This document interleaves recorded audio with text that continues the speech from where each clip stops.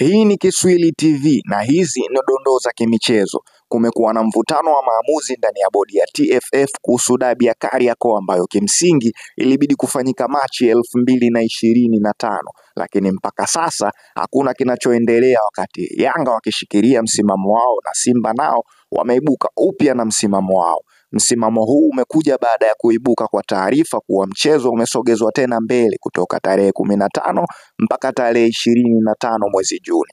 Hili sakata limekuwa kubwa kiasi sasa ngazi za juu za uongozi wa kimichezo duniani maarufu FIFA umeamua kuingilia kati. Hii migogoro imekuwa rafiki sana kwenye soka letu la Tanzania. Sasa unadhani baada ya uamuzi wa FIFA kuingilia kati hili swala, kipi kifanyike? Maana hii migogoro si mara ya kwanza, japokuwa mgogoro huu wa watani wa jadi umekuwa mkubwa kiasi kwamba nchi nzima inapata hasara muda mwingine, na baadhi ya tiketi ambazo zilikuwa za mechi ya kwanza zimeshateketea kabisa. Sidhani kama kutakuwa hata na kumbukumbu kwa wale waliolipia kwa mchezo wa kwanza kabisa ambao ndio ulikuwa rasmi. Je, unadhani FIFA